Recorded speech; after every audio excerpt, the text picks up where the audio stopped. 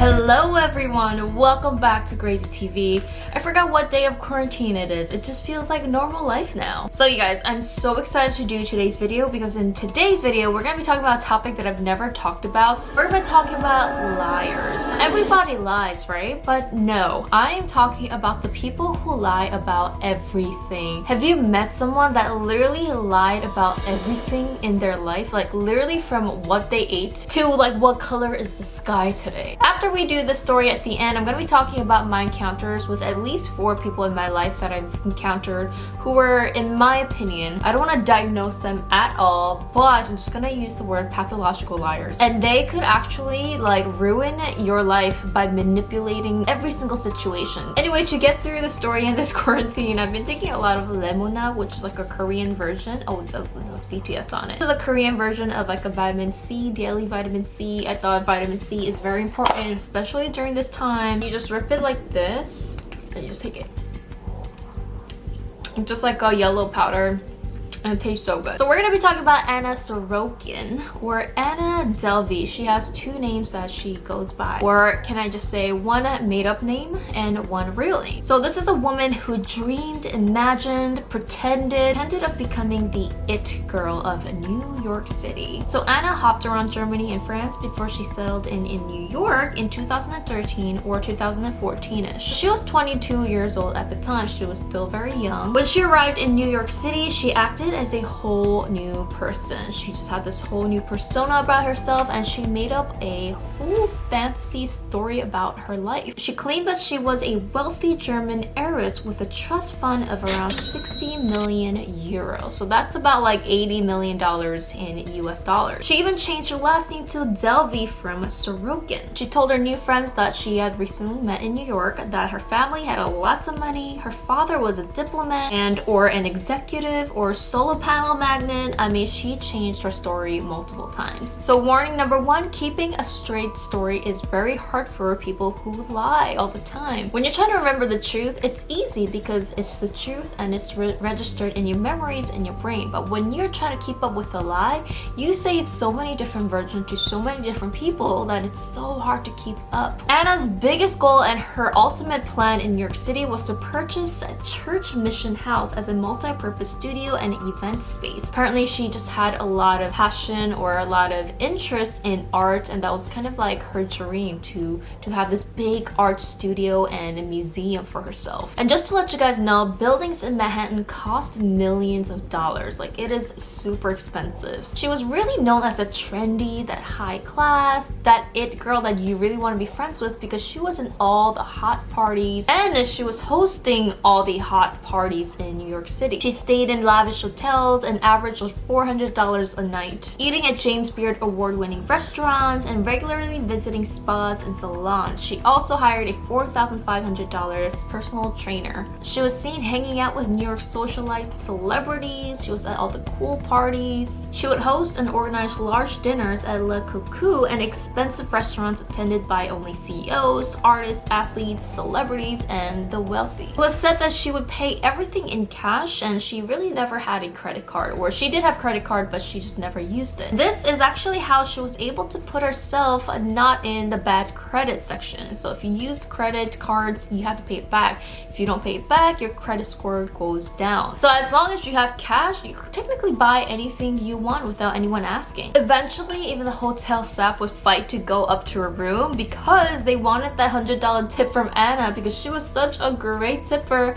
She would tip anything to anyone just by being on her good side. Warning number 2. So they try to kind of win over your friendship and on your good side by bribing you with whatever it might be. Usually it's with money or in any offers, such as I can do this for you. Or it could be money. They could bribe you with certain money. They could, you know, buy you things. It really makes you not question that person and makes you like them immediately. Now this is the part where I say, is she a really bad person or not really? Because the confusing part is, it is said that when her friends or whoever whoever she was with, you know, to go to dinners and lunch and ride Ubers. She would pay everything and she really wouldn't let her friends pay. If you look at it in a good way, maybe what could be like, well, she did like take care of her friends. But if you look at it in a bad light, I believe it is some form of manipulations that will catch back at you later. She also had an European accent, so it made people believe she was someone.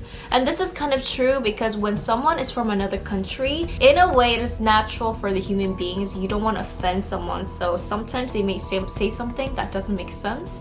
They may seem a little outrageous, but because they're from another country, you kind of don't question them. One of Anna's friends that she met in New York, Neff, said she was invited to a lavish party by Anna and Macaulay Culkin was there, and she was just surrounded by celebrity, lavish lifestyles, food, drinks. She was her friend, but she never really knew her. She would apparently turn up to parties in private jets and just really nice outfits. Now this is a little bit sad, but people who say they attended these lavish parties, they said that they didn't question Anna because people who usually attend these parties are kids who are just like her. People with actual trust funds, families being rich. No one really knows who everyone is deep inside. They only really know each other as what they see on the outside. Although she had so many inconsistencies, I mean, because she was so good at lying and manipulating people and acting, I mean, she was able to get away with suspicions for years until the warning signs just started flooding in. She didn't pay her bills to her lavish birthday party she threw at a high-end restaurant, and the restaurant had to get her contact from the guests that attended the events. Anna at one point was even able to scam banks. She went to this one bank and she wanted a $22 million loan so that she could purchase Church Mission House, which is a multi-million studio in New York City. She even showed falsifying documents that she had $60 million of trust fund overseas in Germany. So I don't know how, but the bank apparently believed her and they wanted $100,000 down payment in order to go through with this loan. So this is when she went to another bank and asked them for a $100,000 loan. And she promised the second bank that she could pay them back after she got the $22 million loan from the first bank. She would try to gather big money from someone and then try to pay this person with this person's money, and just that's kind of like how the scam ran. She somehow was able to take out credits from the banks. That's how she was able to have so much cash on her. She also used checks to buy things, but you guys know that checks takes a couple days for it to go through. And people did not know that the checks that Anna was always using were bad checks. So you see that using all these techniques, she was technically able to buy some time. Eventually, hotels started racking up bills which Anna never paid for. Because she was an heiress, a top guest, she was always that person that tipped in cash. Hotels just was kind of lenient to her.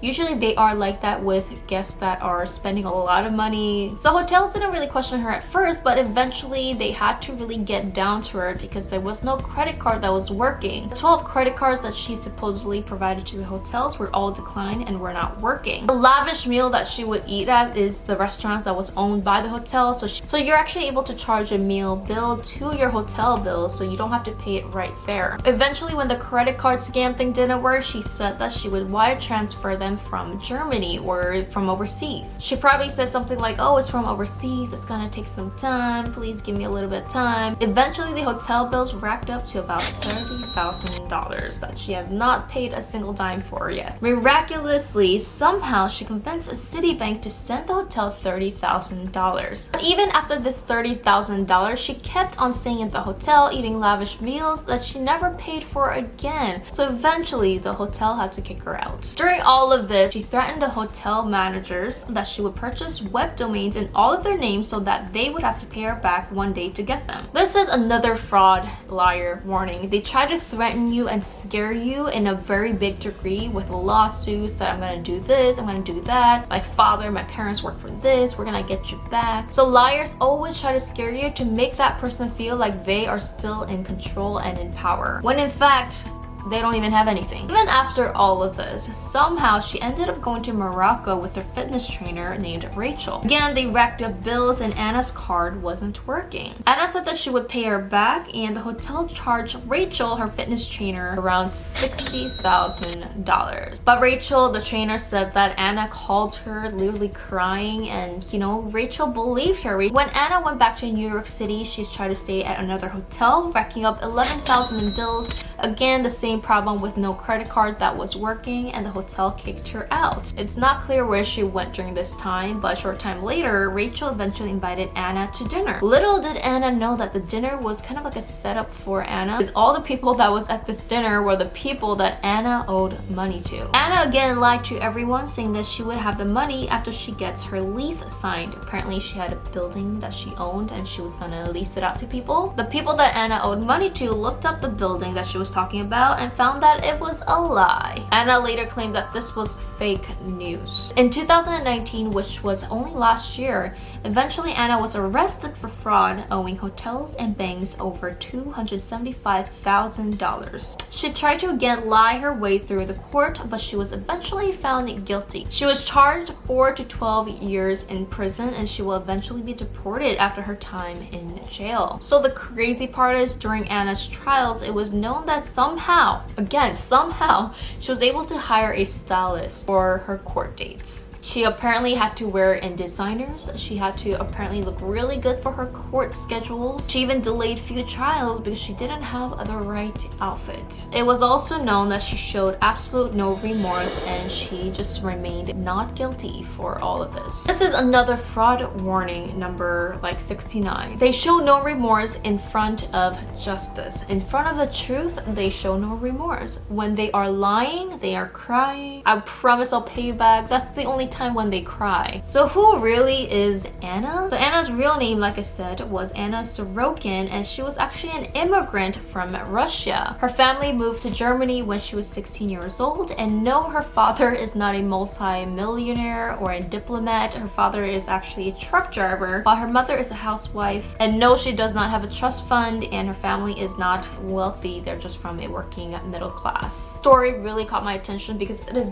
baffling how she was able to scam so many people into like such a big level. Honestly, I think she should get like an Oscar for acting because she would be a really good actor. Just kidding. But anyway, you could see how dangerous liars, pathological liars, manipulators could be. They were able to literally live a fantasy life, trick so many people. She's just somehow able to manipulate people's emotions to feel bad for her, to think that Anna is your real true friend because she was there for you, right? She gave you that $100 tip, when in the end she was just literally someone that was dishonest to everybody. So this leads to a quick story time when I met a couple pathological liars. Just to let you guys know, everybody lies. Like, it is natural for human beings to lie, but these people take it to another level. Apparently, I'm not really too sure about this, but it links to also certain like personality disorders. Some people just have certain personality disorders that leads them to live this fantasy life, live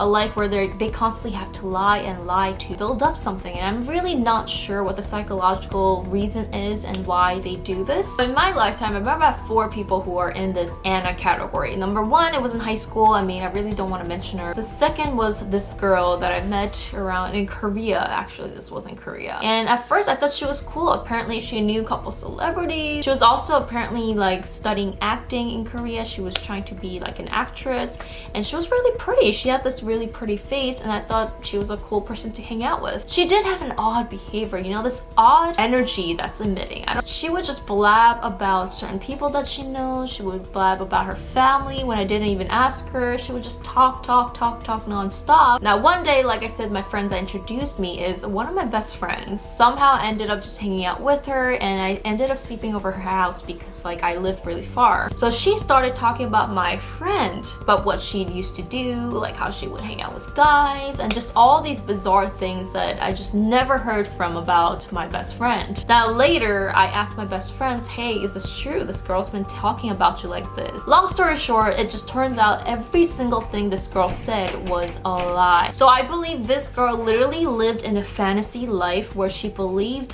things that were untrue, that was just inside her head. Number 3, there was this person that I met. It was a guy. Now this is a really particular case because this person was more of a over exaggerator. So this person would exaggerate what he did as a job or what he did in the past or people he knew.